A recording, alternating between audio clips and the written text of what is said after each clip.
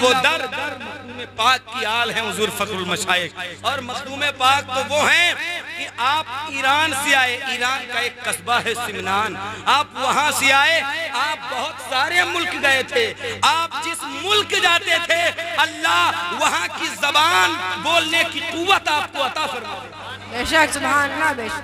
ये इमाम हुसैन के शहजादे का हाल है कि कोई भी मुल्क जाए ना तो अल्लाह वहां की जबान की कुव्वत उन्हें अता फरमाए। और मखदूम पाक वो हैं अल्हम्दुलिल्लाह, वो आए सब कुछ छोड़ दिया, तमाम हुकूमत को आपने तख्तो ताज को छोड़ दिया और आप आए मुल्क हिंदुस्तान। और अल्हम्दुलिल्लाह उन्हीं के ताल्लुक से सरकार गरीब नवाज की वो बशारत आम हो गई थी कि मेरे सिलसिले में एक ऐसा फर्जंद आएगा जिसका नाम सैयद अशरफ होगा और वो मेरे सिलसिले को शुरू से फरोग अता फरमाएगा, मेरा सिलसिला और फलता फूलता चला जाएगा। सुभान अल्लाह सुभान अल्लाह। अल्हम्दुलिल्लाह ये गरीब नवाज की बशारत बहुत ज्यादा मखदूम पाक के नाम से अल्हम्दुलिल्लाह। वो सरकार गरीब नवाज जिक्र मखदूम पाक का हो तो फैजान मखदूम पाक का भी मिले और फखरुल मशाइख का भी मिले। अल्हम्दुलिल्लाह रब्बिल आलमीन, उनका भी फैजान मिले और उनका भी फैजान मिले। अल्हम्दुलिल्लाह वो बारगाह है। बुजुर्गों ने फरमाया जब वहां जाओ तो इतनी देर वहां जाके रुको कि कम से कम तुम्हारे दिल की कैफियत वो समझ लें। और दिल की जब कैफियत तुम्हारी समझेंगे और दिल के आंसुओं से और सच्चा दिल लेकर के जाओगे तो मखदूम पाक करम फरमा देंगे। गुनहगार अगर जाओगे तो परहेजगार बन के लौटोगे, जहन्नमी बन के जाओगे उनके दर से जन्नती बन के लौटोगे। सुभान अल्लाह सुभान अल्लाह। ये मखदूम पाक की नजरे विलायत है, ये उनकी नजरे करम है। अल्हम्दुलिल्लाह सरकार मखदूम पाक वो जगह है फरिश्तों के उतरने की, फरिश्तों का नुज़ूल उस बारगाह में होता है, उस बारगाह में फरिश्ते भी नाजिल होते हैं। वो अजीम शान और बाबरकत बारगाह है अल्हम्दुलिल्लाह।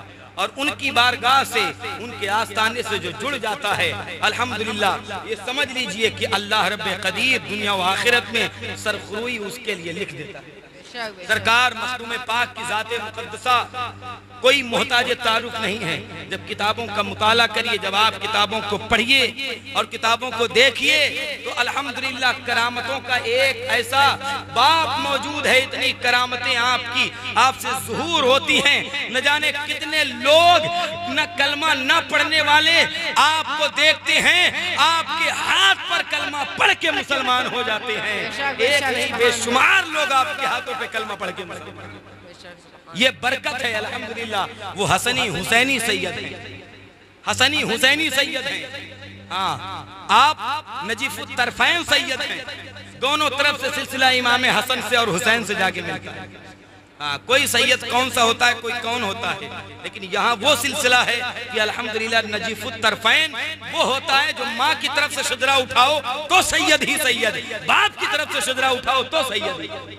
अल्हम्दुलिल्लाह वो ज़ाते मुक़द्दसा है और कोई आम नहीं। इतने बड़े आलिम थे, इतने बड़े आलिम थे कि उस वक्त के बड़े बड़े आलिम आपकी बारगाह में मसले मसाइल लेकर आते थे। मसले मसाइल के आप जब अर्ज करने के लिए गए थे तो आपसे कहा गया था कोई किताब आप लिख के दे दीजिए, तो आपने एक फारसी की किताब मखदूम पाक ने लिखी थी, फिर उसको आपने दूसरी जबान में ट्रांसलेशन किया था और वहां के लोगों को दे दिया था। कहा लो इसको पढ़ लो, इसको पढ़ के राह सूफिया के मुसाफिर बन जाओ, इसको पढ़ के मखदूम पाक की राह के मुसाफिर। सुभान अल्लाह सुभान अल्लाह। इतने बड़े आलिम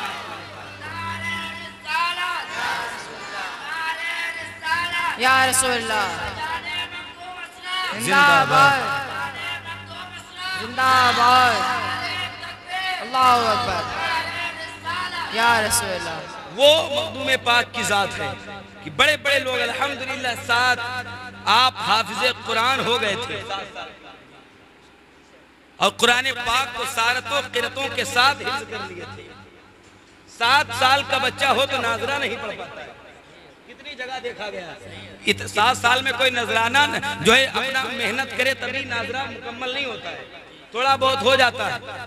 क्योंकि अगर माहौल इस्लामी मिल जाए तब तो ठीक है, अगर माहौल इस्लामी मिले तो बच्चा 7 साल का हो तो हाफिज़े कुरान बन जाता है। इस्लामी माहौल मिले तो बच्चा 7 साल का हो तो हाफिज़ कुरान बनता है, और अगर माहौल इस्लामी ना हो तो लोग 60 साल के हो जाते तब भी नमाजें नहीं सीख पाते, वजू नहीं सही कर पाते हैं, नमाज के जो है रुकू और सुजूद और क़याम नहीं सही कर पाते हैं। लेकिन माहौल अगर इस्लामी मिल जाए तो बच्चा 7 साल का हो तो हाफिज़ कुरान बनता है, हाफिज़ कुरान बन जाता है। 7 क़िरातों के साथ कुरान को हिफ्ज़ कर लिया था अल्हम्दुलिल्लाह 14, और उसके बाद आलिम फाजिल तमाम उलूम से आप फारिग तहसील हो जाते हैं। बहुत साल तो हुकूमत करते हैं, हुकूमत की बागोडोर संभालते हैं। 15 साल की उम्र में आपके वालिद शेख सुल्तान इब्राहिम रहमतुल्लाह अलैह का साया आपके सर से उठ जाता है, दुनिया से वो चले जाते हैं। अच्छा, मखदूम पाक की जो विलादत हुई है अल्हम्दुलिल्लाह हुस्न बरकत के लिए मैं अर्ज कर दूं, मखदूम पाक की विलादत आपके वालिद के घर में कोई औलाद नरीना नहीं थी, कोई औलाद नरीना नहीं थी। एक कोई बुजुर्ग आए मजजूब थे, इनके वालिद हज़रत इब्राहिम शाह रहमतुल्लाह ताला अलैह ने दुआ के लिए कहा ये अल्लाह के वली हैं, दुआ कर देंगे तो अल्लाह कोई औलाद दे देगा। तो उन्होंने दुआ की, कहा अल्लाह तुम्हें एक नहीं 2 औलाद अता करेगा, और उनमें से एक का नाम अशरफ रखना, दूसरे का नाम आरफ रखना। अशरफ से दीन को फरोग मिलेगा, उनकी तालीम अच्छी करना, और आरफ जो है ये हुकूमत की बागोडोर संभालेगा, आरफ को वो दे देना। उसके बाद हज़रत शेख सुल्तान इब्राहिम के ख़ाम में उनके नाना जान रसूल पाक तशरीफ लाए, और लाने के बाद फरमाते हैं अल्लाह तुम्हें 2 बेटा अता कर रहा है, अल्लाह तुम्हें 2 बेटे अता फरमाएगा। अभी मखदूम पाक की विलादत नहीं हुई थी, रसूल पाक ने बशारत दे दी थी, रसूल पाक ने ये खबर दे दी थी, ऐ इब्राहिम अल्लाह तुम्हें 2 बेटे देगा, एक का नाम अशरफ होगा, एक का नाम इब्राहिम हो, एक का नाम अशरफ होगा, एक का नाम आरफ होगा। दोनों बेटों की बशारत की खबर मुस्तफ़ा जाने रहमत ने दे दी। अभी मखदूम पाक की विलादत नहीं हुई थी कि उसी जो है कस्बा सिमनान में एक मजजूब आए, एक मस्त आए, एक कलंदर आए, और आने के बाद वो कहते सुनो अभी वो बच्चा पैदा नहीं हुआ है, एक बच्चा आने वाला है जो अल्लाह का वली होगा, इसी सिमनान में एक अल्लाह का वली जन्म लेगा, इसी सिमनान की धरती पर एक अल्लाह का मर्द कलंदर पैदा होगा। जब उन्होंने कहा तो लोगों ने कहा ये पागल हो गया है, अरे कौन आएगा, कौन बच्चा आएगा? कहा जो मैं कह रहा हूँ वही आएगा, अशरफुल अशरफी आ रहा है, महबूब यज़दान आ रहा है, तारिकुल सल्तनत आ रहा है। उन्होंने कहा अभी आया नहीं है लेकिन उसका वजीफा मैं पढ़ता हूँ, सरवरा शाह करीमा दस्तगीरा अशरफा हुर्मते रूहे पैगंबर यक नजर। नारे तकबीर, नारे तकबीर, नारे रिसालत, नारे रिसालत, फैजाने मखदूम अशरफ, फैजाने मखदूम अशरफ, नारे तकबीर, नारे रिसालत। वो कहते हैं मैं अभी पढ़ रहा हूँ वजीफा, सरवरा शाह करीमा दस्तगीरा अशरफा हुर्मते रूहे पैगंबर यक नजर। अभी विलादत आपके नाम के वजीफे पढ़े जा रहे हैं, तो खुश नसीब है लोग जो उनके वजीफे पढ़ते हैं, जो उनके जिक्र की महफिल में आते हैं, जो उनका जिक्र करते हैं। उसके बाद आपकी विलादत हुई, बहुत कुछ साल तो आपने हुकूमत की थी, लेकिन उसके बाद 25 साल की उम्र में हजरत खिज़र अलैहिस्सलाम आए, हजरत खिज़र अलैहिस्सलाम आए, फिर ख्वाब में हजरत ख्वाजा अवैस करनी आए, अपने फयूज़ो बरकात से माला माल किया, सिलसिले और एशिया के तमाम औरादो वज़ाइफ की तालीम आपको दी। मखदूम पाक का दिल दुनिया से उचाट हो गया। आपने छोड़ा, तख्तो ताज को ठोकर मारा। आरब को दिया, अम्मी ने कहा बेटा अकेले न जाओ, कुछ उज़रा को साथ ले लो, कुछ वज़रा को ले लो, वजीरों को साथ ले लो। नहीं लोग क्या कहेंगे कि सिमनान का बादशाह खाली हाथ आ गया। तो कुछ लोगों को लिया लेकिन जंगल में आकर के उनको भी छोड़ दिया। तने तनहा वो इमाम हुसैन का लाडला चला। बहुत बुजुर्गों से मुलाकात हुई, मैंने पढ़ा है मुल्तान में हजरत जहानिया जहाँ गश्त मखदूम है, ये भी इनकी बारगाह में हाजिर। मखदूम जहानिया जहाँ गश्त की खिदमत में कुछ दिन रहे, इन्होंने भी आपको तमाम औरादो वज़ाइफ खिलाफत इजाजत से नवाज दिया। मखदूम जहानिया जहाँ गए वहां से फिर आप चले, फिर उन्होंने कहा आपका हिस्सा मेरे दोस्त अलाउल हक पंडवी की बारगाह में रखा है, आपका हिस्सा अलाउल हक। वहां से भी चले, यहाँ तक कि आप चलते रहे, रास्ते में कितने कांटे आए, नदी आए, नाले आए, लेकिन वो अपने पीरे कामिल की तलाश में चलते रहे, आप जुस्तजू रहे। जब आप वहां से चले तो मखदूम जहानिया जहां गश्त ने कहा काश ये फूल मेरे बाग का होता, कहते काश ये फूल मेरे बाग का होता तो मेरा ये पूरा बाग खुशबू से मुअत्तर हो जाता।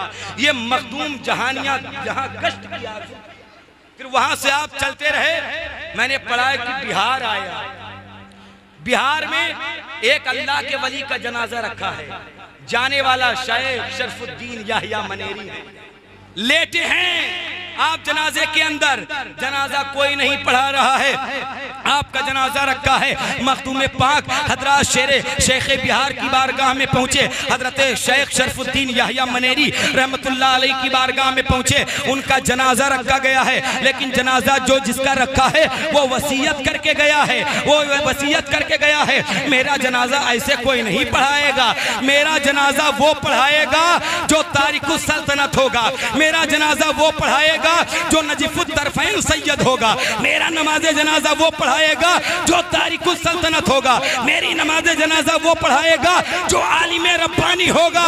और जब देखा गया तो पूरी दुनिया में उस वक्त मखदूम पाक के अलावा किसी के अंदर ये खूबियां नहीं पाई जाती थी, सिर्फ मखदूम पाक, सिर्फ ये तमाम सैयद बहुत थे, नजीफुत तरफैन भी बहुत थे, लेकिन तारिकुस सल्तनत कोई नहीं था। और फरमाया था मेरी नमाज जनाजा वही पढ़ाएगा जो तारिकुस सल्तनत होगा, जो नजीफुत तरफैन सैयद होगा। फिर कहा गया है कि वो साहिबे कश्फो करामत थे शेख याहिया मनेरी रहमतुल्लाह अलैह। अब सोचो मखदूम पाक जिसका जनाजा पढ़ा वो कोई आम हस्ती थोड़ी होगी, वो तो बहुत बुलंद वाला होगी। कहते हैं फिर सरकार शेख याहिया मनेरी ने आकर के आपको कहा कि आपके जद्दे करीम मौला इमाम हुसैन की बारगाह से जो रूहानी फैजान मिला है वो मैं सब आपको दे रहा हूँ, सबसे आपको नवाज दिया। और कहा अब आगे जाइए आप। फिर आप बंगाल की खाड़ियों में बढ़े, बिहार से बंगाल का सफर किया, अलाउल हक पंडवा आप पहुंचे, अल्लामा अलाउल हक पंडवी अलैहि रहमत व रिजवान की बारगाह में। अच्छा पता है अलाउल हक पंडवी मखदूम पाक अपने हुजरे में मुरीदों के साथ बैठे, मखदूम पाक जा रहे हैं, अलाउल हक पंडवी खड़े हो गए, मुरीदों से कहा सुनो चलो बाहर निकलो, ऐसा करो पालकी लो बाहर निकलो। कहा क्यों? कहा कि 2 साल से मैं जिस शेख का इंतजार कर रहा हूँ, आज वो शेख कई साल पहले वो जो है सिमनान से चला था, का आपको कैसे पता? का आज खुशबू बता रही है कि वो मेरे शहर में दाखिल हो गया है, वो मेरे शहर में। नारे तकबीर, नारे रिसालत, फैजाने मखदूम अशरफ, फैजाने मखदूम अशरफ, नारे तकबीर, नारे रिसालत। कहा आज खुशबू बता रही है कि वो फर्जंद मेरे शहर में दाखिल हो गया है। अल्लाह अकबर। कुछ मुरीदों को लिया हजरत अलाउल हक पंडवी ने, आप आए, सरकार मखदूम पाक का खैर मकदम करते हैं। और जब चले तो यही उनकी जबान पे रट था, बुए यार में आया, बुए यार में आया, बुए यार में आया, मेरे यार की खुशबू आ रही है, मेरे यार की खुशबू आ रही है, मेरे यार की खुशबू आ रही है। आकर के आप मखदूम पाक को लेते हैं, खानकाह शरीफ ले जाते हैं, बहुत दिन रुकते हैं। आपने तमाम इजाजतों खिलाफत दे दिया। लोगों ने कहा हुजूर कोई आता था पहले उसे परखते थे, तब देते थे इजाजत खिलाफत। सैयद अशरफ को ऐसे ही आपने दे दिया। वो कहते हैं वो पहले से ही नवाजे हुए आए थे, नवाजे हुए आए थे, बस उनको अता करना था, उनको देना था, मैंने दे दिया। बहुत दिन रुके तो एक दिन मखदूम पाक ने कहा हुजूर, अपने पीरो मुर्शिद से कहा हुजूर आप जितने खादिम हैं सबको अलग अलग काम देते हैं, किसी को खानकाह में झाड़ू लगाने पर, किसी को लंगर खाने पर, किसी को कहाँ हुजूर इस फकीर को भी काम दे, हुजूर इसको भी चाहे जारो कशी के लिए काम दे, कोई खिदमत दे। तो हजरत अलाउल हक पंडवी कहते नहीं शहजादे नहीं, कितने सालों से आपका इंतजार कर रहे हैं, आपको कैसे काम दे सकते? कहा हुजूर क्यों नहीं? कहा जब से तुम आए नहीं हो ना, और जब जब मेरे पास हजरत खिज़र अलैहिस्सलाम आए हैं, तो जब जब तुम्हारी बात छिड़ती थी, तुम्हारी तारीफ के अलावा कोई बात ही नहीं करते थे। हजरत खिज़र अलैहिस्सलाम तुम्हारी तारीफ के अलावा कोई बात ही नहीं, कोई बात नहीं करते थे तुम्हारी तारीफ के अलावा। मैं तुम्हें कैसे कोई काम दे दूंगा?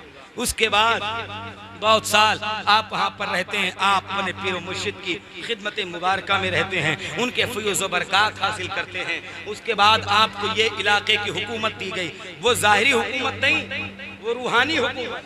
यही इलाका है फैज़ाबाद, जौनपुर का, अयोध्या, ये तमाम हुकूमतों से आप इलाके में रुकते हैं, जहाँ जाते हैं लोग आपसे जुड़ते हैं, कलमा पढ़ के मुसलमान। दीन आपका, इससे आपकी खिदमत से दीन फलता फूलता गया, दीन बढ़ता चला गया।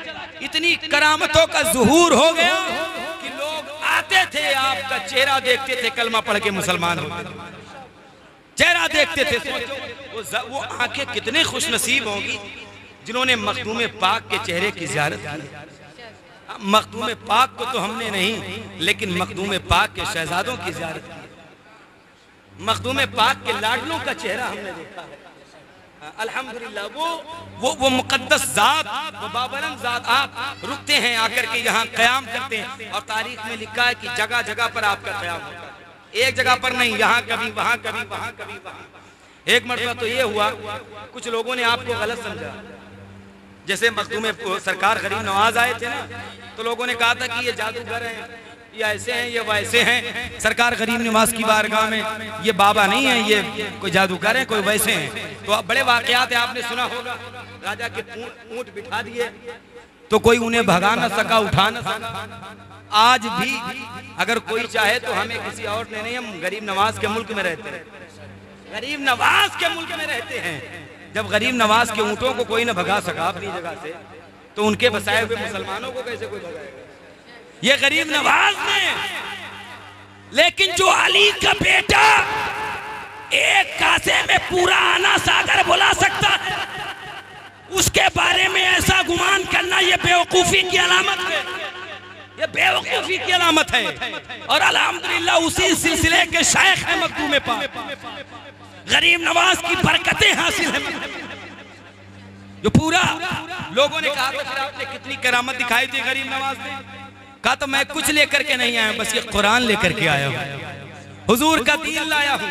आपके इखलाक से, आपके किरदार से इस्लाम बढ़ता चला गया, फूलता फलता चला गया, इतना फला कि आज मुल्क हिंदुस्तान के कोने कोने में मजहब इस्लाम है। ऐसे ही मखदूम पाक ने जब क़याम किया था, आप जगह जगह रुके तो कुछ लोगों ने आपको न जाने क्या कहा, आपको झूठा भी कहा, आपको काज़िब भी कहा, तरह तरह की तानो तशनी की गई, तरह तरह के कीलोकाल मखदूम पाक पर किए गए लोग। तो यहाँ तक कि लोगों ने कहा कि अगर ये अल्लाह के वली हैं तो आज ही पता चल जाएगा, इनका इम्तिहान लेना है। तो यहाँ मैं एक बात कहता हूँ कि कभी किसी वली का इम्तिहान लेने की कोशिश न करना, या कोई आम आदमी हो कभी उसको परखने की कोशिश न करना। बड़े बड़े लोगों की विलायतें छिने, बड़े बड़े लोगों की आखिरतें बर्बाद हो गई हैं। उनका मामला क्या अल्लाह से है वो जानते हैं या उनका रब जानता है। कभी किसी बुजुर्गों से उलझने की कोशिश नहीं, उनका आलम तो ये है, जरा सोच समझ कर इन पे तबसरा करना, जरा सोच समझ कर इन पे तबसरा करना। ये पानी भी सूखी नदी से लेते हैं, ये पानी भी सूखी नदी से लेते हैं, ये मजबूब होते, कभी उलझना नहीं, उनकी आखिरत तबाह हो जाती है लोगों की। मखदूम पाक को लोगों ने कहा ये वली नहीं है, तो कुछ लोगों ने कहा ऐसा करो कि एक जिंदा आदमी को खाट पे लिटाओ। खाट जानते हैं, जब कोई मर जाता है जिसको कहते हैं, कहा उस चारपाई पे लिटाओ और लिटाने के बाद बाबा के वहाँ ले चलो। अगर वाकई ये मर्दे खुदा हैं, वली अल्लाह के हैं ना, और इसको कफन पहना और उससे कहा तुम उठना नहीं, जैसी नमाज जनाजा वो पढ़ा चुकेंगे, बस तुम खड़े हो जाएंगे, बस उनकी इज्जत का तमाशा बनाएंगे, मजाक उड़ाएंगे। एक जिंदा आदमी को लिटा दिया चरपाई पर, कफन पहना के नहलाया धुलाया लिटा दिया, कि तुम मुर्दा झूठ मूठ बन जाओ। और जैसी सैयद अशरफ नमाज जनाजा पढ़ा चुकेंगे, चारों तकबीर हो जाएंगी, तुम खड़े हो जाना, सब लोग उनका मजाक बनाएंगे। लिटाया एक जिंदा आदमी को और लिटाने के बाद लेके गए का हुजूर ये मेरे खानदान का आदमी ये मर गया है, हुजूर निगाहे करम फरमाए, हम चाहते हैं कि नमाज जनाजा आप पढ़ाएं। वो बज़ाहिर मुसलमान थे लेकिन वो मुसलमान नहीं थे, वो सिर्फ कलमा पढ़ने वाले बज़ाहिर थे, उनके दिल में हकीकी मोहब्बत नहीं थी। इसीलिए मैं कहता हूँ हकीकी मोहब्बत चाहिए रसूलुल्लाह से, हकीकी मोहब्बत चाहिए आले नबी औलाद अली से। अगर हकीकी मोहब्बत है तो कामयाब हैं, वरना सिर्फ ऐसे ही कुछ नहीं होता है। अगर ये नीयत साफ है, अगर ये दिल पाकीज़ा है, अगर नीयतें अच्छी हैं तो वलियों की छोटी मोहब्बत होगी लेकिन बरकतें बड़ी बड़ी हासिल हो जाएंगी। मोहब्बत हकीकी हो। बुखारी की सबसे पहली हदीस इसी पर डिस्कस कर रही है, इन्नमल अमालु बिन्नियात। अपनी नियतों को अच्छी करो, नियत छोटी होंगी अमल बड़े बड़े होंगे तो बरकतें बड़ी अजीम। लोगों ने कहा हुजूर नमाज जनाजा पढ़ा दी, कहा मर गया, कहा सही में मर गया, कहा पक्का मर गया, कहा तो कहीं लिटा दो। मखदूम पाक ने सामने रखा, कहा नमाज जनाजा में पढ़ा दूं हुजूर, पक्का पढ़ा दूं, पढ़ा दीजिए, आप ही जानो, पढ़ा दो। सरकार मखदूम पाक खड़े हुए, गए नमाज जनाजा, एक तकबीर हुई अल्लाह अकबर, मुर्दा लेटा है, वो इंसान लेटा है। दूसरी तकबीर कहा तब भी लेटा, तीसरी जब हुई तब भी लेटा है। अब पीछे जो हाथ बांधे खड़े थे कहते हैं कब खड़ा होगा, अब ये कब खड़ा होगा, अब ये कब खड़ा। चौथी तकबीर हो गई, नहीं खड़ा हुआ। सलाम दोनों तरफ फेर दिया, नहीं खड़ा हुआ। लोग कहते ये खड़ा क्यों नहीं हो रहा है, लोग उसके पास जाने लगे। मखदूमे पाक ने कहा कोई फायदा नहीं है, नमाज़े जनाजा इसकी अशरफ ने पढ़ा दी है, इसकी नमाज़े जनाजा अशरफ ने पढ़ा दी है। अब कोई खड़ा करना चाहे तो खड़ा नहीं कर सकता। अल्लाह अकबर।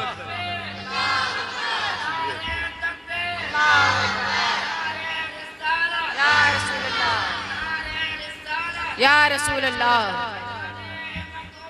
जिंदाबाद जिंदाबाद, अल्लाह अकबर या रसूल।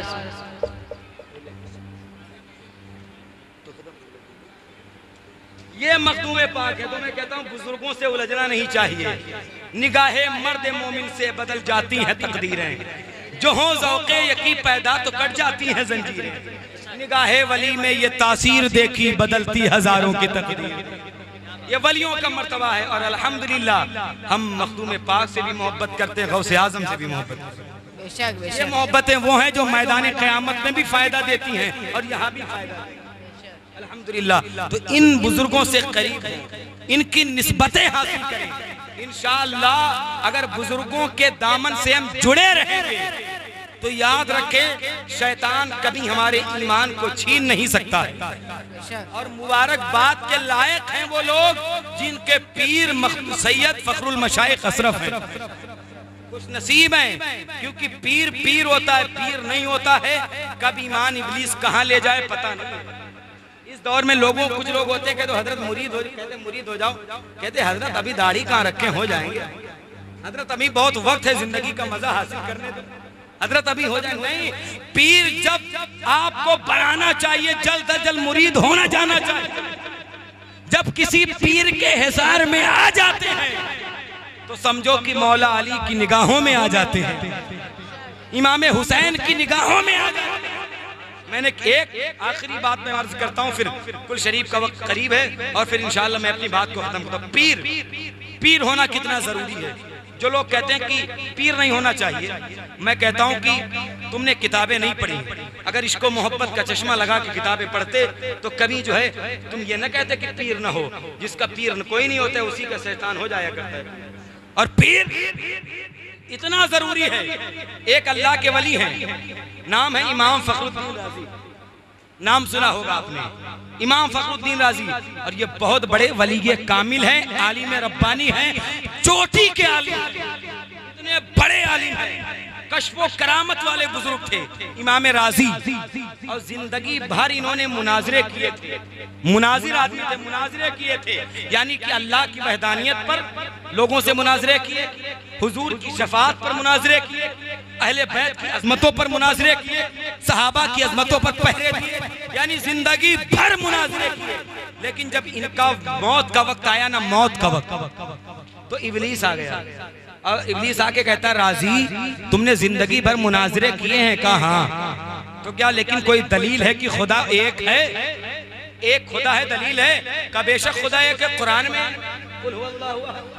मुस्तफा आप कह दो वो अल्लाह एक, न उसके कोई बाप है, न वो किसी की औलाद है, न वो किसी को जना है, न वो जना गया, वो किसी की औलाद नहीं, वो पाक है, अहद है, मुस्तगनी है, हमारे दिलों के राज से वाकिफ होने वाला है, वो भी जानता है। तो सरकार इमाम राजी ने कहा बेशक खुदा एक है, का कोई दलील दो। कुरान से दलील दे दिया। लेकिन वो इब्लीस शैतान नहीं था, वो इब्लीसों से शैतानों का सरदार था, इब्लीस लईन। इसका नाम पहले अज़ाज़ील था, मुअल्लिमुल मलाकूत था। उसने दलील को अपने इल्म से रद्द कर दिया। अब सोचो कि जो फरिश्तों का सरदार रहा हो तो कितना बड़ा पढ़ा लिखा आदमी होगा भाई। लेकिन इल्म कहा नहीं गया, सबको इल्म भी ऊपर नहीं ले जाता है, इल्म कभी कभी ले डूबता है। हाँ, इब्लीस के पास बहुत इल्म था, लेकिन कहाँ गया? बर्बाद हो गया। तो इश्क जहां तक पहुंचा सकता है, इल्म वहां तक नहीं ले। इल्म तुमने पी निगाहों से, मैंने पी किताबों से, फर्क इतना वाइज है तेरे मेरे पीने में। तो इल्म किताबों से भी मिलता है, वलियों की बारगाह से भी मिलता है।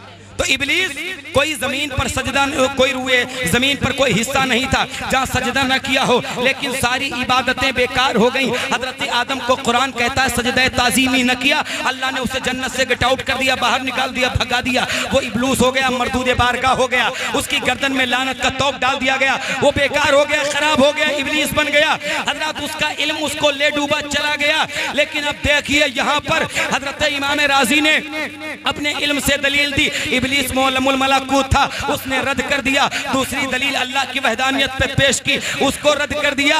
तारीख बताती है कि अल्लाह के एक होने पर इमाम राजी ने 360 दलाइल पेश किए थे, उस इब्लीस ने सबको रद्द कर दिया था। मैं नहीं मानता अल्लाह एक है, इससे साबित नहीं कि अल्लाह एक है, सबको रद्द कर दिया। अब इमाम राजी की मौत का वक्त करीब है, अब जागने का वक्त है, रूह निकलने वाली है, खात्मा खराब होने वाला है। तभी कहा गया है कभी अपने इल्म पर गुरूर नहीं करना चाहिए, कभी अपने हज पर गुरूर नहीं करना चाहिए, कभी अपनी नमाजों पर गुरूर नहीं करना चाहिए। किसी को नहीं पता है मौत के वक्त किसका खात्मा खराब हो जाए, इसीलिए नमाजों के बाद दुआ मांगी जाती है, अल्लाह मेरा खात्मा अच्छा कर देना, अल्लाह ईमान पर मेरा खात्मा करना। नमाज के बाद इसीलिए दुआएं मांगी जाती हैं, अल्लाह मेरा खात्मा ईमान पर करना। मेरा ईमान सलामत है तो सब है, ईमान बेकार है तो कुछ नहीं है। ये दौलतें सब बेकार हैं, किसी काम की नहीं है अगर ईमान सलामत नहीं है, अगर ईमान नहीं बाकी है। हजरत इमाम राजी ने